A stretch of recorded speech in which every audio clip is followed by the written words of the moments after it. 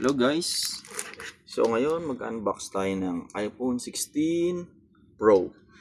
Okay. Hindi ako fan kasi ng 17. 17 ngayon no, pero hindi ako fan kasi nga aluminum siya. So dito pa rin tayo sa titanium. Mas okay nga sana kung stainless steel kaso mabigat. Sabihin ko sa inyo kung bakit mas gusto ko pa rin yung stainless steel compared sa titanium and aluminum. So, let's start. So, yun. Guys, consider nyo na kung bibili kayo ng bagong phone, consider nyo kagad na bumili ng, of course, protector and case na gusto nyo. Ako ay always, pag may nagustuhan akong case, talagang bumibili ako ng extra kagad. Kaya dalawa siya. Maganda tong case na to guys. Carbon fiber siya. Tapos, pati yung sa mga buttons niya. Ang sarap niya pindutin. So, the same siya nung sa dati kong phone. So, yun nga. Basta gusto ko kasi yung case talagang. Yun ulit hanapin ko kung meron. Kasi ang sarap talaga niya. Pindutin. Carbon fiber. Okay. So, let's go. Unbox na tayo. So, unahin na natin ito.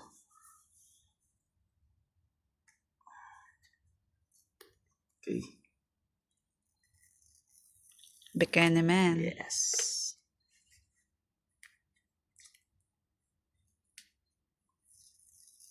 Okay. Let's give it up. So, ang napili ko palang color is Desert Titanium. Okay. Gusto ko sana yung natural titanium. Wala na silang stock. Dahil lumabas na yung iPhone 17, mostly yung mga shop dito wala nang ganito. Pili na lang yung mabibilan mo. So, yun yan. Hindi kasi ako fan talaga ng aluminum kaya 16 pa rin ako. Ayoko ng Pro Max kasi medyo nalalakihan ako. At may pagbibigyan ako nito ng someone special. Kaya i-unbox ko lang siya. Let's go. So yun, ganun pa rin. Okay. Yes. Ganda ng, iba talaga yung touch ng titanium, Maganda siya.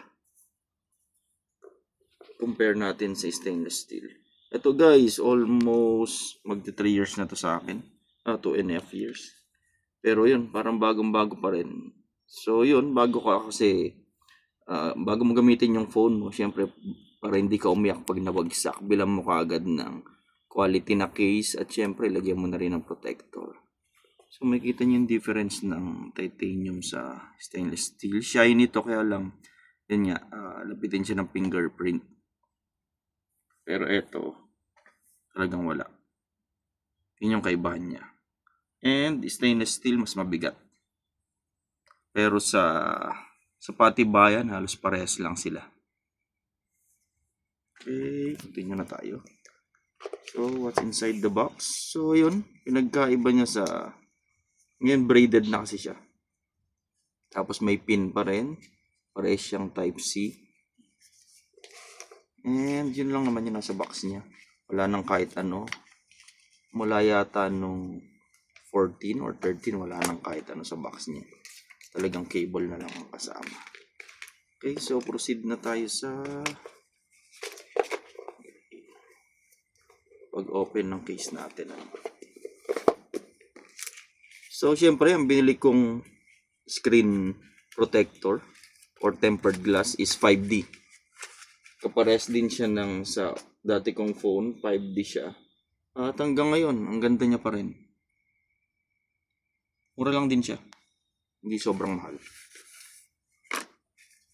So, eto siya. Install na rin natin.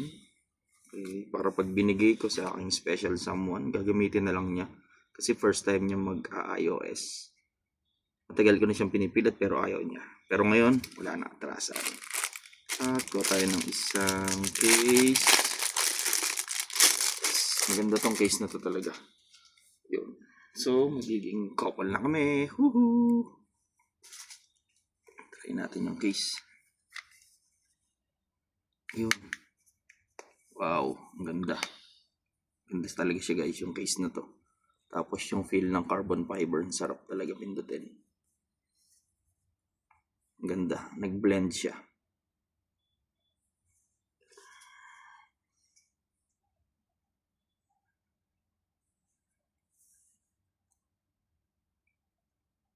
Okay, so install muna tayo ng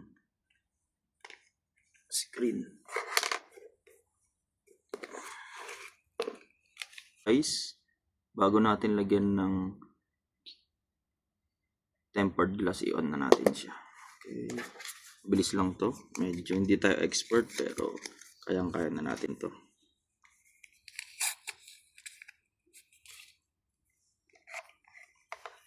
So, punas lang, punas.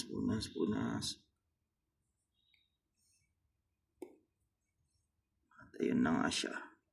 So, hindi ko na to masyadong is-set up, guys. So, siya na yung bahala. Aking my loves. Siya na ang bahala mag-set up para full yung experience niya. Pero as I said, bago ko ibigay sa kanya, dapat ready na. Install lang natin mabilisan itong tempered glass. Finish na siya, ready to install na tayo. Pinaka-guide natin yung pinakaliwanag niya. Dali lang naman to install. Gitna lang natin. Make sure na nakagitna. And ayun. Kusa na siya. Dali lang naman. Hopefully walang bubbles. Oops, parang merong bubbles sa gilid. Iangat natin yung konti and then lagay ulit. Yun, so successful siya guys. Talagyan ko na. Wala siyang bubbles. And of course, lagay na natin sa case. Kung di siya tatama, kung gitna ba yung pagkakalagay natin. Yun, ayos naman siya. So nakagitna nga, center talaga. Sakto siya sa case. Okay, so let's give it up for iPhone 16 Pro.